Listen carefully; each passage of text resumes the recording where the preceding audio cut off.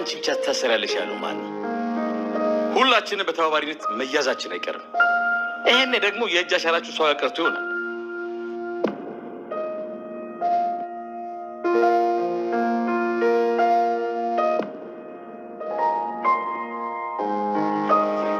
ምን ነው ደነገጥክ?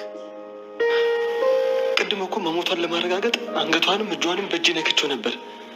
ስለዚህ በህግ አንተም ትጠይቃለህ ማለት ነው። ማታ ማንም ሳያውቅ ወስደን ቀብራታለን። እሺ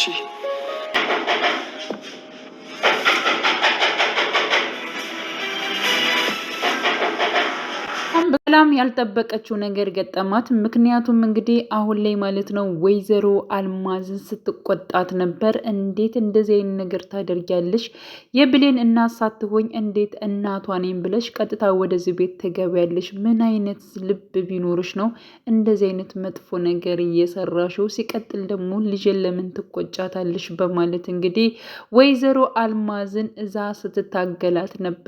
በስተመጨረሻም ስትወረውራት እንግዲህ ያው ጠረጴዛው ሲመታት እሷ ራሷን ስታ እንዲሁም ደግሞ አሁን ላይ ማለት ነው ህይወቷን አታለች ማለት ነው። እና የወይዘሮ አልማዝ ህይወቷ ማለፍ እጅግ በጣም ሁላቸውን ማለት ነው እያሳሰባቸውና እንዲሁም ደግሞ አስደንግጧቸው ይገኛል። ምክንያቱም በትንሽ ነገር ነው። ይህንን ነገር ደግሞ ሰላም ሆን ብላ ወይንም ደግሞ ይህ ነገር ይፈጠራል ብላ አልነበረም ያደረገችው። እና የእሷን ህይወት እኔ ገድልኩኝ፣ እኔ እኮ የሰው ነፍስ አጠፈውኝ፣ ምንድን ነው የሰራሁት? ያው ቃልና እንዲሁም ደግሞ ዳግምም ስለነበሩ አይታችኋል። እኔ እኮ ምንም አላደረግኳትም በማለት እንግዲህ ያው ሰላም እየተጸጸተች ትገኛለች ማለት ነው። እና ባደረገችው ነገር በተፈጠረው ስህተት እጅግ በጣም ራሷን እየወቀሰች እና ነፍሰ ገዳይ ሆንሁኝ ራሴን ለፖሊስ አሳልፌ እሰጣለሁ፣ ልጅን እየታደርጋታለሁ፣ ቃልን ድጋሚ ትቻት ልሄድ ነው ወይ እያለች እንግዲህ እያሰበች እያንሰላሰለች ትገኛለች ማለት ነው።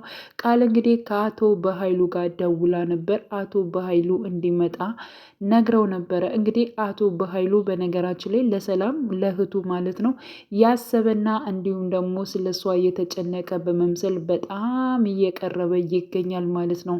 እና አትጨናነቂ እህቴ፣ እኔ ያለሁልሽ፣ ነገሮችን በሙሉ እኔ ያስተካክለዋለሁ፣ እኔ እያለሁ፣ እኔ ወንድምሽ እያለሁ አንቺ መቼም ቢሆን እስር ቤት አትገቢም በማለት እንግዲህ ሰላምንም እያጽናናት ይገኛል ማለት ነው።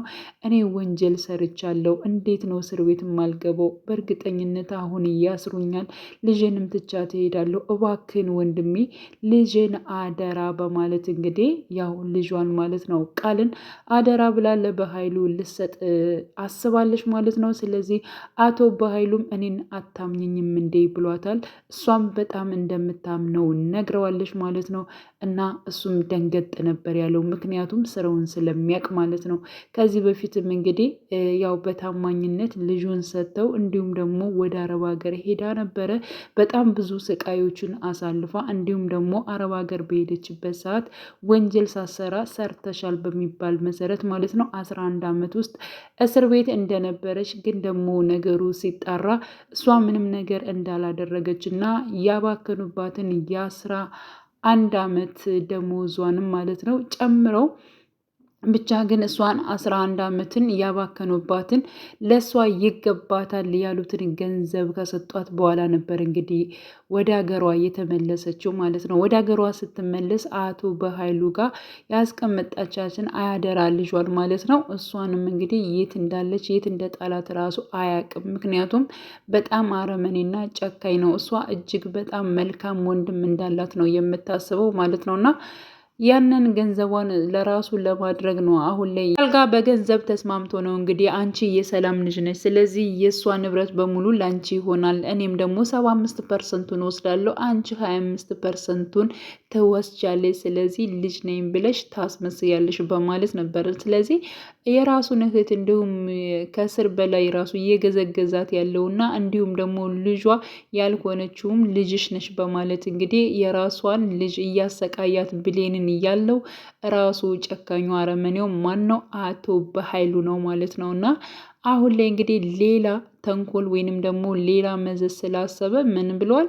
አንቺ መቼም ቢሆን እስር ቤት አትገቢም፣ እኔ ያለውልሽ እያለ እያበረታታት ይገኛል ማለት ነው። ወንጀል እንደ ወንጀል ከሰራሽ በቃ በስህተት የሚሆን ሰርታለች፣ መቀጣት ባለባት ደግሞ መቀጣት መቻል አለባት ማለት ነው። ነገሮችን ለህግ ማሳወቅ ግድ ይላታል። ዳግምም እንደዚያው ነበር ያለው፣ ሰላምም እንደዛ ሀሳብ ነበር። ግን እሷ ደግሞ ያው ነገሮቹ ግራ ገብቷታል። ምክንያቱም ልጇን እንዴት ጥላ መሄድ እንዳለባት እኔ እኮ ሳላስበው ነው፣ እኔ ምንም አላደረግኳትም እኮ እያለች እንግዲህ እየተናገረች ትገኛለች ማለት ነው። ሲቀጥል ደግሞ አንቺ ብቻ አይደለሽም፣ ሁላችንም ወንጀል ውስጥ ገብተናል፣ ስለዚህ ተጠርጣሪዎች ነን በማለት እንግዲህ ያው አልማዝንም ሞታለች ወይስ ደግሞ በህይወት አለች የሚለውን ነገር ዳግም ነካክቷት ስለነበረ አሻራው አርፎበታል ማለት ነው። እና ዳግም ደግሞ እንግዲህ ተቃውሞት ነበር አቶ በኃይሉን ማለት ነው። እንዴት ነው እሷን እንደዚህ የምንጥላት? ስለዚህ ራሳችን አሳልፈን ለህግ መስጠት አለብን የሚል ሀሳብ ነበረ እንግዲህ ዳግም ያነሰው ማለት ነው። ግን ደግሞ አቶ በኃይሉ ሁላችን ተጠያቂ ነን፣ ስለዚህ አንተም ተጠያቂ ነህ፣ አንተም እስር ቤት ልገባ ትችላለህ፣ በመጨረሻ እንደውም ያረፈው ያንተ አሻራ ነው በማለት እንግዲህ አሁን ላይ ዳግምን በመፍራት ማለት ነው። እውነት አንዳንዴ እውነት ተደብቃ በቃ ነገሮቹ የሰው ልጅ በጣም ከባድ ነን በነገራችን ላይ ማለት ነው። እና ዳግም መጀመሪያ አልተስማማም ነበር፣ ግን ደግሞ ያንተ አሻራ አለበት ምናምን ሲባል እንዲሁም ደግሞ ወይዘሮ አልማዝን ማንም ከማያይበት ሬሳዋን መወርወር መቻል አለብን ብሎ አብሮ ተስማምቷል ማለት ነው። እና እንዲሁም ወይዘሮ ገነት ቀጥታ ወደ እነ ሰላም ቤት በመሄድ በሩን አንኳኩተዋል። እነሱ እጅግ በጣም እየተጨነቁ ነበር። ምክንያቱም ይህን ነገር ከኛ ከአራታችን ውጭ ማንም ማወቅ የለበትም፣ እኛ እንደ ሚስጥር መጠበቅ አለብን ብለዋል ማለት ነው። ስለዚህ ምን ያደርጋሉ? በእርግጠኝነት አቶ በኃይሉ ማለት ነው እንግዲህ የወይዘሮ አልማዝን ሬሳ ይደብቀዋል። እንዲሁም ደግሞ ወይዘሮ ገነትና ብሌን በሌሉበት አውቶ ካሰበው ቦታ ሊጥል ነው ያቀደው ማለት ነው። በእርግጠኝነት ይህን ነገር ብሌንም እንድታቅ ወይንም ደግሞ ወይዘሮ ገነት እንድታቅ አያደርጉም። ስለዚህ ከእነሱ ምን ያደርጋሉ? ይደብቃሉ ማለት ነው። ስለዚህ እነሱ አሁን ላይ በጣም ስህተት እየሰሩ ይገኛሉ ማለት ነው።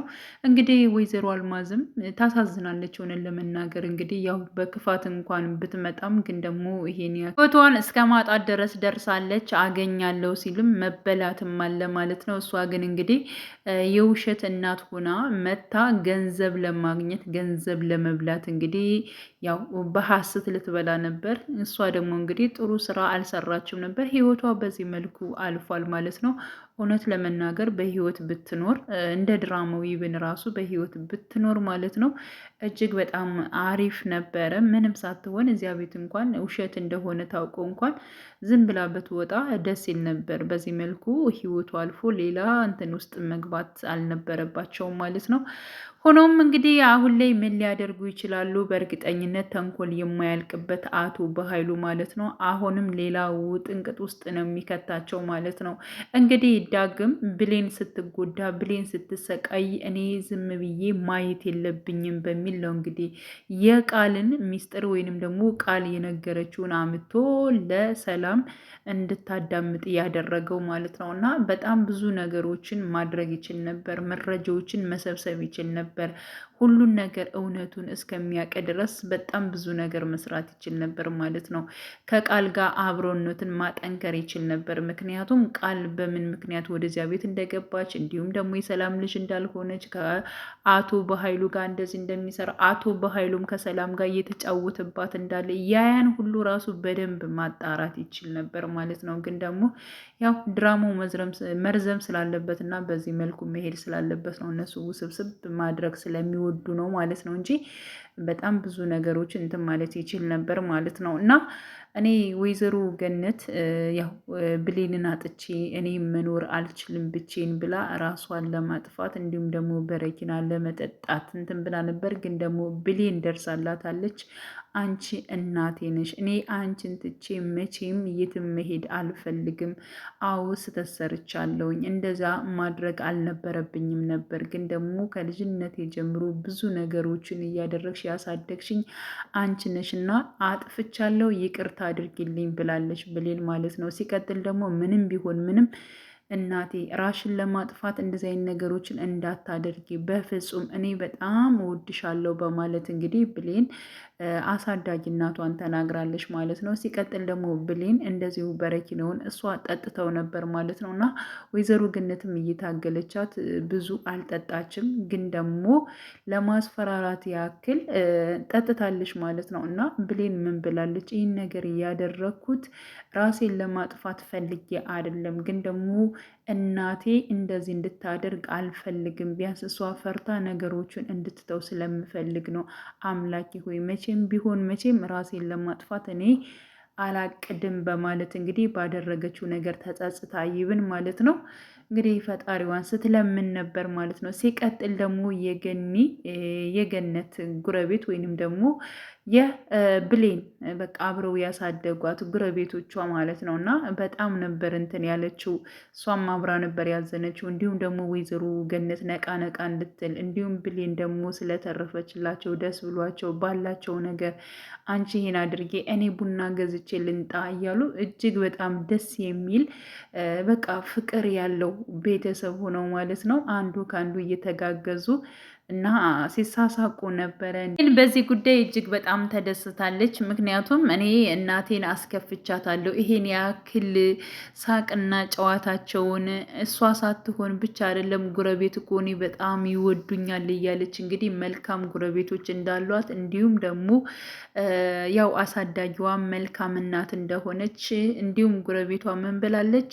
ብሌን በጣም ጨዋ ልጅ ነች፣ ልክ እንደ እናቷ እንደ ወይዘሮ ገነት እያለች እንግዲህ ስታመሰግን ነበር ማለት ነው። እና በጣም ደስ የሚል ምንም ያክል ደሳሳ ጎጆ ብትሆን ራሱ እንደዚህ ፍቅር የተሞላበት ሳቅ የተሞላበት የምተጋገዝ የምተሳሰብ እንትን እንዳለው እንግዲህ ተረድታለች ማለት ነው። ስለዚህ ሌላ መፈለጌ ይህንን የሆነ ፍቅር የሆነ ቤተሰብ ትቼ ሌላ መመኘት የራሱ ለእኔ ስህተት ነው እያለች እንግዲህ እየተናገረች ትገኛለች ብሌን ማለት ነው። ስለዚህ አሁን ላይ ይብን ራሱ ወይዘሮ አልማዝ በህይወት ኑራ እንኳን እንሂድ ወደ መቀሌ ብትላት ራሱ ማለት ነው በእርግጠኝነት አትሄድም። ምክንያቱም አሳዳጊ እናቷን ትታ መሄድ አትፈልግም። ወይዘሮ ገነት ደግሞ ከዚህ በፊት እያጣችውን ልጇን በእሷ ምትክ እንግዲህ በሱ ምትክ ያው ብሌንን እዛ እያሳደገች ትገኛለች ከሱ ጋር ያለውን ፍቅር ከብሌን ጋር ስለምታገኝ ማለት ነው። እና በብሌን ደስተኛ ነች፣ ልጇን ያገኘች እስከሚመስላት ድረስ ማለት ነው።